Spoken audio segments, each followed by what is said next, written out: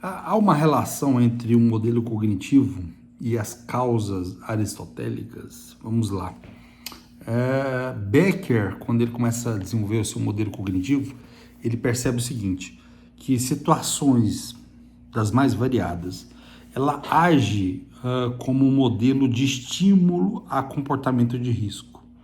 Por exemplo, um comportamento de risco que a pessoa tem, por exemplo, de destruir uma família, ou de um pai que se ausenta da família, ou de um filho um adolescente que perde a noção de que tem que definir a existência, tem que ter um objetivo.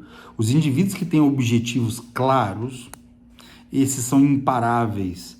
Mas veja, o modelo cognitivo, onde é que isso não tem uma organização, quer dizer, o modelo interno e externo ativam crenças nucleares do indivíduo, por exemplo, crenças de baixa autoestima. E o indivíduo que tem baixa autoestima, como que ele vai enfrentar o mundo?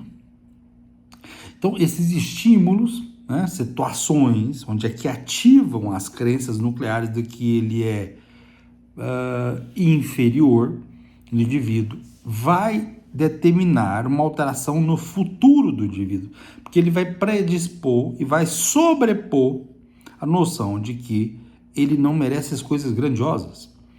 E essas crenças, quanto mais estimuladas, quanto mais ativadas, não, às vezes só não num plano consciente, mas ele fica ali como um surgimento de um pensamento automático. Esse pensamento automático é retroalimentado pela crença nuclear. E veja só, esse fluxo de pensamento automático, ele vai desencadeando o surgimento de sinais e sintomas fisiológicos que distorcem a interpretação. Então, um indivíduo que às vezes está passando um momento de crise, de não ver saídas, veja que é uma cascata de autodestruição. Então, as crenças nucleares vão, por exemplo, de novo, ele não consegue nada, ele não consegue conquistar nada, ele não consegue enfrentar dificuldades que acontecem em todas as idades, com 40, 50, 60, 70 anos de idade. Aqui isso para ele, fisiologicamente, foi retroalimentado por esses pensamentos automáticos, que vão produzindo crenças que são duradouras. Então, eu chamo de o mesmo princípio que nós usamos na dependência química, o craving, quer dizer, é automatização de um estímulo, de um comportamento que é como se fosse um acesso à droga. Qual que é a droga? A baixa autoestima, que provém da onde? Da crença nuclear. Não precisa necessariamente ter uma substância, entre aspas, externa, porque as crenças nucleares, elas produzem uma liberação de substâncias internas. Mas veja só, como isso eu posso associar às causas do ente móvel de Aristóteles? Porque um indivíduo que se movimenta, ele vai se movimentar em fragmentos. Veja, o movimento não significa só movimento físico de ação, significa um movimento de modificações, de mudanças. Às vezes você parado, você pode mudar. E alterações de causa e a causa como um acaso cria uma finalidade. Uma finalidade, uma necessidade. Veja o que a necessidade faz. Ele cria no indivíduo, aquele que tem a baixa autoestima, ele cria no indivíduo uma necessidade de superar as suas fraquezas, mesmo que inicialmente ele pense que não dá conta. Mas é impressionante como é que isso na terapia, você vai pondo o indivíduo para fazer as coisas, e ele vai fazendo e ele fica impressionado de pensar, mas doutor, como que eu fiz isso? Eu sou um fracasso. E como um fracassado, eu não deveria estar conseguindo coisas nesse ponto. Porque a finalidade dele mudou. Agora ele está numa necessidade que o obriga a sair dessa crença nuclear, que foi organizada para fazer esse indivíduo não alavancar, para não sair da lama. Mas veja, progressivamente, como um movimento físico, de novo, não é um movimento no sentido do espaço, não é sair do ponto A ao ponto B, mas é uma modificação de qualidades. Então você fica mais resiliente, você ganha mais sabedoria, você ganha mais prudência, o seu temperamento melhora. Então as causas do indivíduo começam a ser alimentadas com coisas com a finalidade mais elevada. E normalmente eu vejo isso muito comum. Por exemplo, teve um paciente impressionante. Ele embora ele estava tentando um vestibular, numa luta, não conquistou, de repente, por algum motivo ali, ele conheceu uma pessoa e engravidou a menina. E aí a família dos dois lados era um caos. Mas veja só, ele resolveu fazer uma coisa que, com o tratamento, ficou muito claro. Ele falou assim: doutor, eu vou assumir, vou casar com essa pessoa, veja só como é que isso muda, e vou ter uma família. É impressionante o quanto que esse indivíduo mudou. Então, imediatamente, de maneira em movimento, quer dizer, o ente móvel, o ente foi obrigado por situações específicas a mudar atributos que ele considerava inalienável. Ele considerava ele incapaz. Mas a causa final dele mudou, porque não é mais ele o centro, se tornou o filho recém-nascido. Aquilo mexeu com ele ao ponto dele falar: peraí, agora não são os meus desejos, não são mais os meus egoísmos que vai conduzir a minha vida, não, vai ser a minha doação. Por isso que quando você percebe essa união que eu fiz rápido entre terapia cognitivo-comportamental e a terapia médica tomista, ela modifica a neurobiologia do cérebro.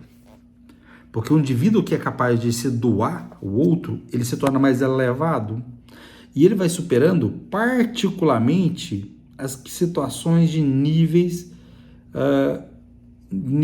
do determinismo dos elementos. Veja, ele achava que já estava determinado, que não tinha mais nada a melhorar, nada a mudar. Olha, aí sim daria para a gente pensar, por exemplo, no idealismo platônico, certo? Mas com muita parcialidade, porque no caso Platão parece definir ou ser mais esclarecedor o estudo da natureza do que, por exemplo, o materialismo de Demócrito. São coisas diferentes. Então, tudo vai começando de maneira abrupta a mudar essa divisão de 4 causas. Então, o ente móvel é o ente propenso, completamente propenso a modificar suas qualidades, aos seus defeitos, em movimento, mas, de novo, sem sair do lugar, mas um movimento de temperamento, de pensamento, de caráter, de personalidade. O indivíduo fica exposto. Ele toma uma divisão, veja só, de um retorno à metafísica. A ideia de causa é sempre empregada dentro de uma lógica, dentro de uma física. Então, qual física? Esse paciente viu que a filha precisa de ajuda, ótimo, ele vai se movimentar, primeiro mudando as suas qualidades. Isso é uma lógica da metafísica e vai tornando os atos possíveis e vai representar isso aí, uma condição que é a ideia da causalidade como uma significação essencial para um novo princípio do ser. E, em segundo lugar, obviamente, um novo conhecimento, que vai ao princípio da explicação. Então, o princípio do ser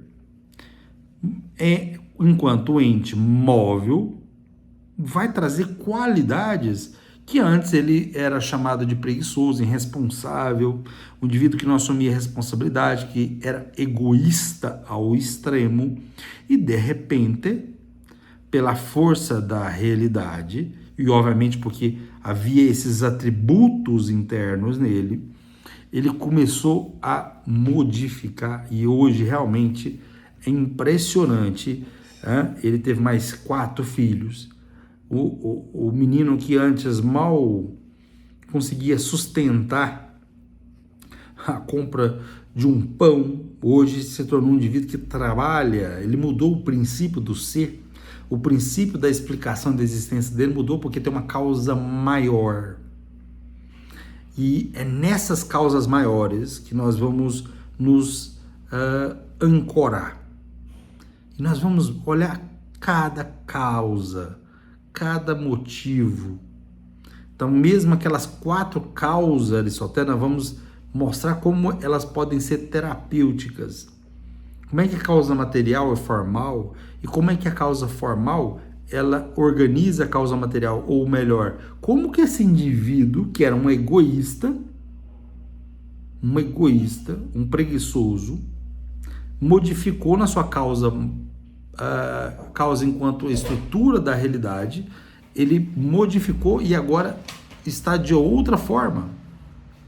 Essa é o grande nosso dilema. E é possível, porque isso modifica a causa eficiente e modifica o seu objetivo final. Então, o objetivo final dele é doação completa à família. Ele se esqueceu, veja, no momento que ele se esqueceu, ele atingiu a grandeza, tudo que ele queria, ele está conquistando. E ele fica impressionado toda vez que ele vem na consulta, porque ele falou: doutor, como no momento que eu deixei de cultuar a minha vaidade, o meu egoísmo, eu conquistei tudo aquilo que eu queria fazendo pelo outro. Eis aí a grande grandeza, uma finalidade maior do que ele mesmo. Um abraço e vamos continuar, que é um tema denso. Um abraço.